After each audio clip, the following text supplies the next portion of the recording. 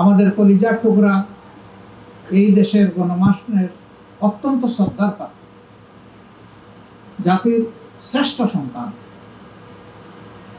শহীদ মৌলানা মতিউর রহমান নিজামী, আল্লামা দিলাওয়ার হোসেন সাইদি এবং শহীদ secretary general Ali Hasan Mohammad মুজাহিদকে গ্রেফতার করা হলো।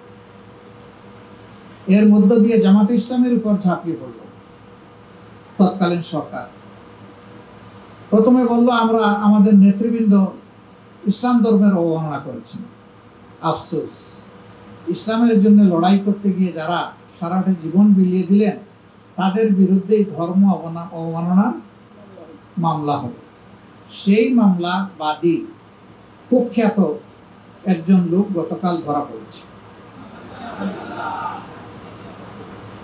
এই যার অভিযোগের কারণে, মিথ্যা অভিযোগের কারণে নেতৃবৃন্দের হত্যাকাণ্ড সংঘটিত হয়েছে, আমরা তার এই দুনিয়ার জীবনে আসল পরিণতিটা বিচারের মাধ্যমে দেখতে চাই। আইন আমরা হাতে তুলে নেব না, আমরা আগেই বলেছি, আমরা আইন হাতে তুলে নেব না। আইনি প্রক্রিয়ায় আমরা তার প্রতিকার চাই। 250-টিরও বেশি ডিজাইন অপশন নিয়ে ওয়ালটন স্মার্ট ফ্রিজ, বোঝে আপনার প্রয়োজন। শুধু তার নয়, এই সমস্ত দেশপ্রেমিক নেতৃবৃন্দের হত্যাকাণ্ডে যারা মাস্টারমাইন্ড, যারা সুপ্রিম কমান্ডে ছিলেন এবং যারা বাস্তবায়নকারী বিভিন্ন পর্যায়ে, তাদের সকলকে আইনের আওতায় আনতে হবে। না হয় আগামী দিনে এদেশের কোনো নাগরিকের জীবনের কোনো নিরাপত্তা থাকবে না। একবার যদি অন্যায় অসত্য আমরা পাশ কাটিয়ে চলে যাই, তাহলে এরকম আল্লাহ না করুন এই বাংলার জমিনে আর যদি কোনো জালিমের কখনো জন্ম হয়, সে একই রাস্তা করবে। আজ আমাদের ক্ষতি করেছে, কাল আরেকজনের ক্ষতি করবে। যারই ক্ষতি করুক তারা এই দেশের মানুষ। এই জন্য আমরা চাই যে তারও বিচার হোক।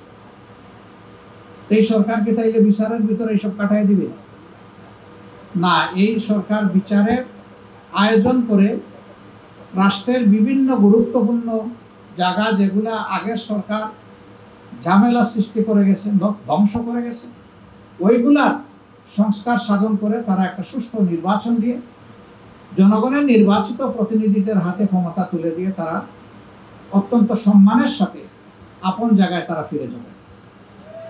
এটি হচ্ছে এই জাতির দাবি। এই জন্য আমরা বলছি যে এই সরকারকে গুরুত্বপূর্ণ কিছু বিষয়ে সংস্কার করতে হবে। এই সংস্কারের একটা রোডম্যাপ ঘোষণা করতে হবে। কি কি বিষয়ে তারা সংস্কারে হাত দেবেন, সম্পন্ন করবেন এবং কতটুকু সময়ের জন্য তারা নেবেন। এই জন্য রাজনৈতিক অংশীজন, সিভিল সোসাইটি, আরও যারা স্টেক হোল্ডার আছেন, তাদের সাথে আলাপ করে এই ব্যাপারে সিদ্ধান্ত নিতে হবে, রোডম্যাপ চূড়ান্ত করতে হবে। এটি হবে সংস্কারের রোডম্যাপ। সংস্কারের রোডম্যাপটি যথাযথ সফল হলে তবেই নির্বাচনী রোডম্যাপও সফল হবে ইনশাআল্লাহ। সংস্কারের রোডম্যাপের পাশাপাশি নির্বাচনেরও একটা রোডম্যাপ এই জাতিকে দিতে হবে। অনেকে জিজ্ঞেস করেন সময়টা কতটুকু। আমরা বলেছি সময়টা যৌক্তিক। অযৌক্তিক কোনো সময় নেওয়াও ঠিক হবে না, আমাদের পক্ষে দেওয়াও সম্ভব হবে না। তারা নেবেন যৌক্তিক সময়, আমরা দিব যৌক্তিক সময়। এই নেওয়া দেওয়ার এই বিষয়টা বোঝাপড়া সঠিক জায়গায় থাকতে হবে। কেউ কেউ জিজ্ঞেস করেছেন কত হতে পারে এই সময়টা। আমরা বলেছি যে সংস্কারের ব্যাপারটার উপরে নির্ভর করবে এই সময়টা কতটুকু হবে। আমরা এখনই সুনির্দিষ্ট কোনো সময় বলতে চাচ্ছি না, তবে হ্যাঁ, এটা বছরের পর বছর হওয়া উচিত নয়। তাহলে আগাছা জন্ম নেওয়ার সমূহ সম্ভাবনা রয়েছে। সমাজের শৃঙ্খলা ভেঙে পড়ার আশঙ্কা আছে। তৃতীয় পক্ষ জুলুমবাজরা আবার মাথা তুলে দাঁড়ানোর প্রয়াস চালাতে পারে।